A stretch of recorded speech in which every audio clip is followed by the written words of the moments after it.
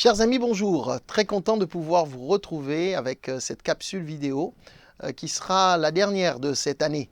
Nous allons faire d'autres vidéos pour la rentrée, mais je vous en parlerai tout à l'heure. Et avant cela, je voudrais simplement partager avec vous, encore une fois, ce beau message de l'Évangile qui touche tellement nos cœurs et que nous souhaiterions partager avec vous, afin que vous puissiez vous aussi faire cette rencontre que nous avons faite.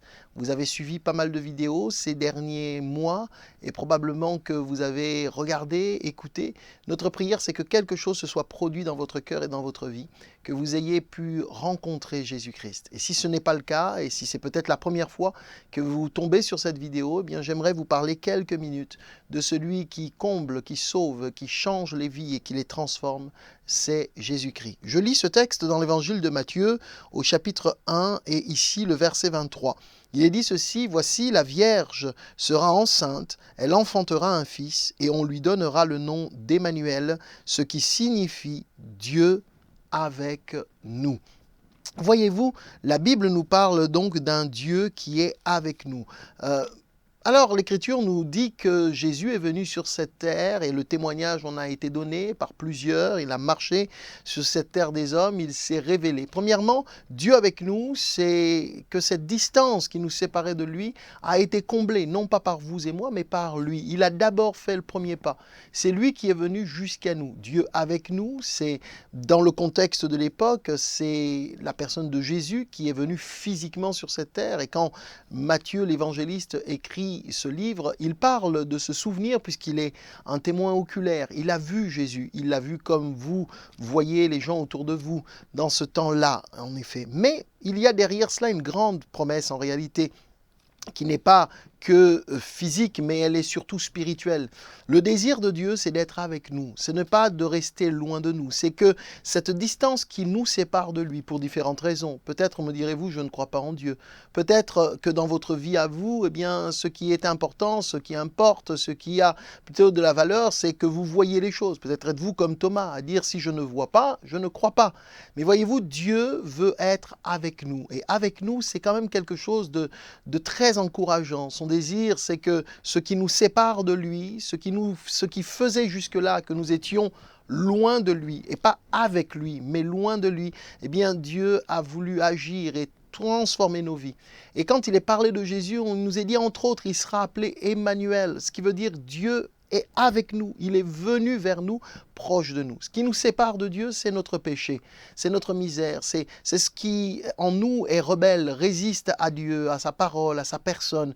Mais sans tenir compte de tout cela, Dieu a fait le premier pas et il a décidé dans la personne de Jésus de venir jusqu'à nous. Jésus s'est révélé sur cette terre et l'épître aux Philippiens au chapitre 2 et à partir du verset 5 nous dit ceci, encore une fois pour appuyer cette vérité: ayez en vous les sentiments qui étaient en Jésus-Christ.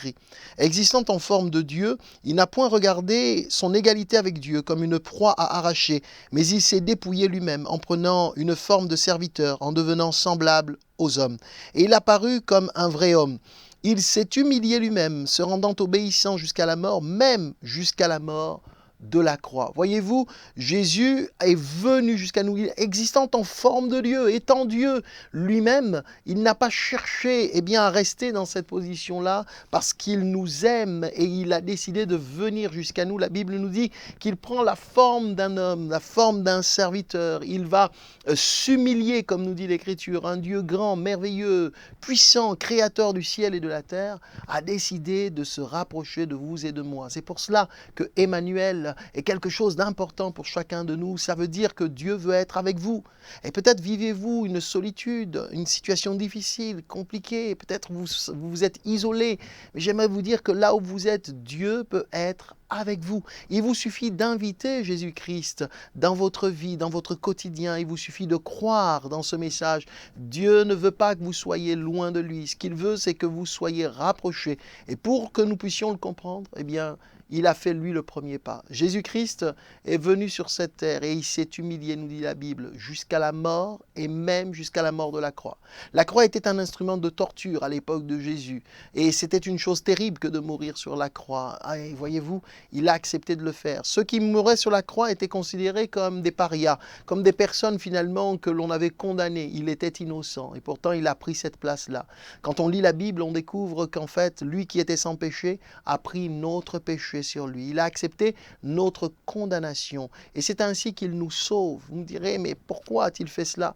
Parce que vous et moi étions condamnés. Parce que nous sommes condamnés. Le péché nous condamne, le péché nous avilit, nous détruit, nous enferme, nous empêche de vivre la vie de Dieu.